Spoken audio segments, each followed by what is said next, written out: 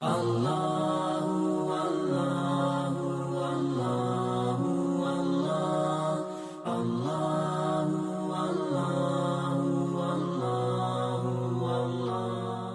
name is Saran Soon, and I'm 30 years old. I was born in Thailand, but I'm originally from Cambodia. I got into a car accident about 4.5 years ago, and my mom was sitting in the front of me, and then she passed away, and I was sitting behind her.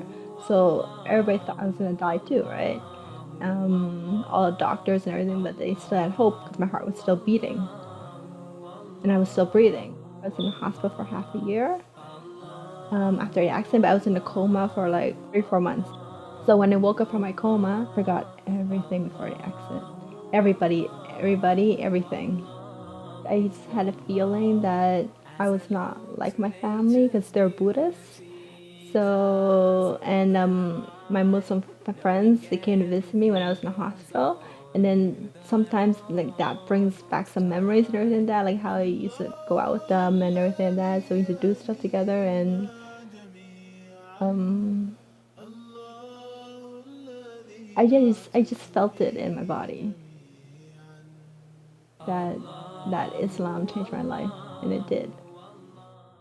ذلك الكتاب لا ريب فيه هدى للمتقين. What attracted me to Islam was the Quran, of course, and the story about the Prophet Muhammad sallallahu alaihi wasallam. He just reading the stories and everything about him, it just like really got to me, and just like I felt it in my body. I just knew, I just can't deny it. And after the accident, I read it again, and it just clicked. And just like I have to be Muslim. If I deny this, then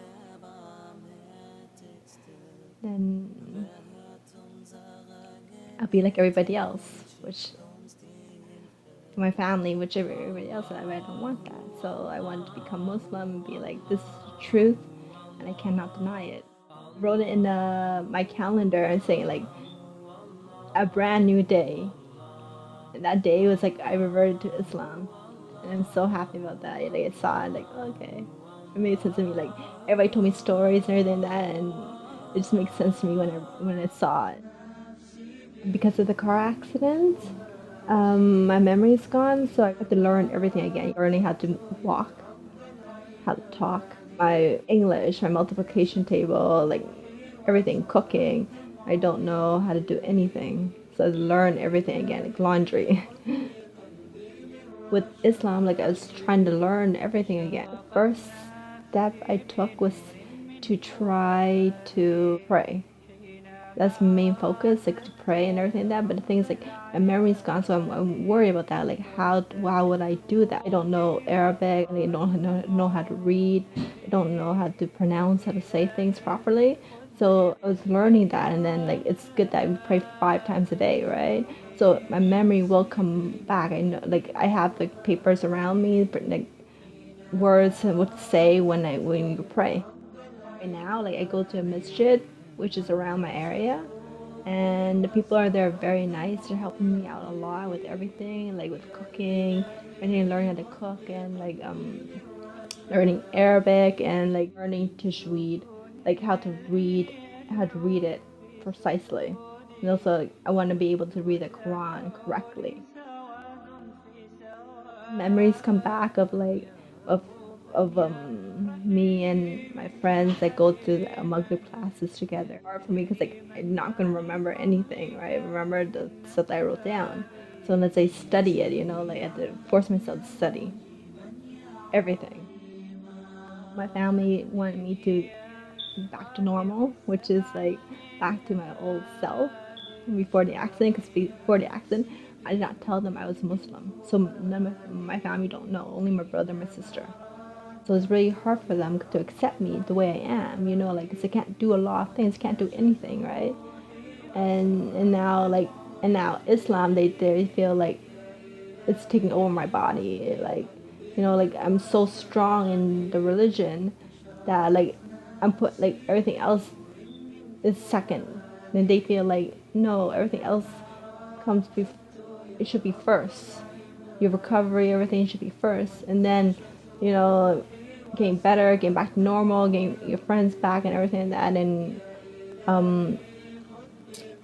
and then Islam should be the last thing. Like you shouldn't worry about Islam.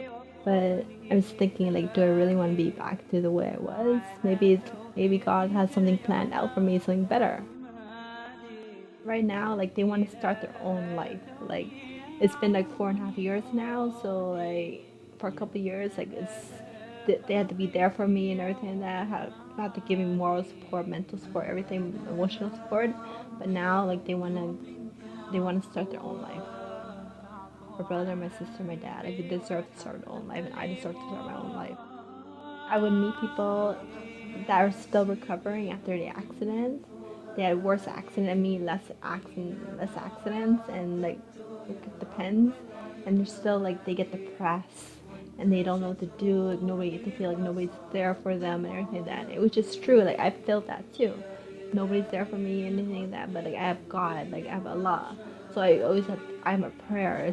I have Him to talk to and everything like that. So like even though I don't sleep in the middle of the night, it's hard for me to sleep. So like I can just pray and just talk to Him. You know, He'll always be there. But then everybody else that I meet, like they don't have that. So they get depressed or suicidal, and just like it's it's really hard just hearing their stories. A message to the people: just have patience